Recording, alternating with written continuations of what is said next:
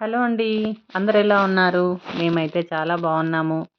మన videos subscribe చేసుకుంటున్నారు కానీ వీడియోస్ అయితే చూడట్లేదు. మన వీడియోస్‌ని ఫస్ట్ టైం చూస్తున్నట్టయితే సబ్స్క్రైబ్ చేసుకోండి. అలాగే ఒక లైక్ చేయండి. మీరు ఒక లైక్ చేయడం వల్ల ఇంక కొంతమందికి వీడియో అయితే షేర్ అవుతుంది.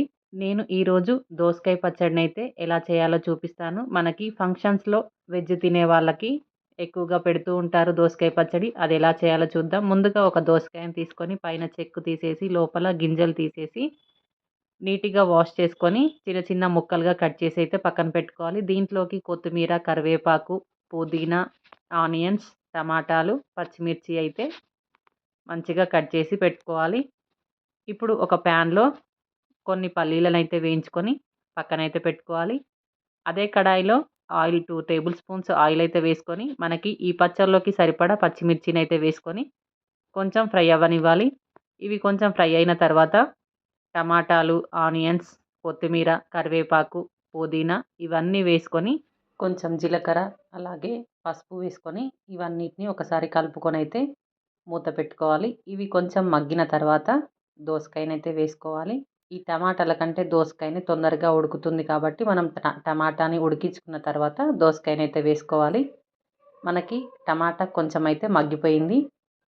ఇప్పుడు ఒక 7, 8 వెల్లుల్లి రెబ్బలు మనం కట్ చేసి పెట్టుకున్న దోసకాయ ముక్కలనైతే వేసుకొని ఒకసారి బాగా కలుపుకొని మూత పెట్టుకొని అయితే మంచిగా ఉడికించుకోవాలి. మధ్యలో మధ్యలో కలుపుకుంటూ ఉడికించుకున్నట్టయితే అన్నీ ఈవెన్గా ఉడుకుతాయి.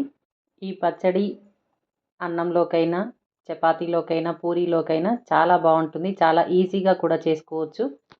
చాలా సింపుల్గా చేసి చూపిస్తున్నాను చూడండి. మీరు కూడా ఒకసారి ట్రై చేయండి. మనకి దోసకాయలు, టమాటాలు అన్నీ మంచిగా ఉడికిపోయాయి. స్టవ్ అయితే ఆఫ్ చేస్తున్నాను. వీటిని కొంచెం కలుపుకుంటూ చల్లారనివ్వాలి. చల్లారిన తర్వాతనే మిక్సీ పట్టుకోవాలి. వేడి మీద పట్టినట్టయితే మనకి మిక్సీ కూడా పాడైపోతుంది. మనకి దోసకాయ అయితే మంచిగా ఉడికిపోయింది. ఇది చల్లారేంత వరకు మనం ముందుగా ఉంచి పక్కన పెట్టుకున్న పల్లీలను అయితే మిక్సీ జార్లో వేసుకొని, మనకి రుచికి సరిపడా సాల్ట్ అయితే వేసుకొని మంచిగా పౌడర్ లాగానైతే మిక్సీ అయితే పట్టుకోవాలి. ఇలా మెత్తగా మిక్సీ పట్టుకున్న తర్వాత కొంచెం చల్లారబెట్టిన దోసకాయ ముక్కలను అయితే వేసుకొని మిక్సీ అయితే పట్టుకోవాలి. ఎక్కువగా మెత్తగా కానివ్వకూడదు. కొంచెం బరకగానే ఉంటే టేస్ట్ అయితే చాలా బాగుంటుంది. మనం రోట్లో నూరుకున్న పచ్చడిలాగా ఉంటుంది. ఈ పచ్చడి చేసిన తర్వాత మా తమ్ముడైతే టేస్ట్ చూసి, అక్క నువ్వు హోటల్ పెట్టుకోవచ్చు అని అన్నాడు. ఎందుకురా అంటే టేస్ట్ అయితే అదిరిపోయింది, చాలా బాగా చేసావని అన్నాడు. మీరు కూడా ఒకసారి ట్రై చేయండి. ఇప్పుడు ఈ పచ్చడిని పోపు చేయడానికి కడాయిలో కొంచెం ఆయిల్ని అయితే వేసుకొని జీలకర్ర, ఆవాలు, అలాగే ఎండుమిర్చి వేసుకొని కొంచెం ఫ్రై అయిన తర్వాత కరివేపాకు వేసుకోవాలి.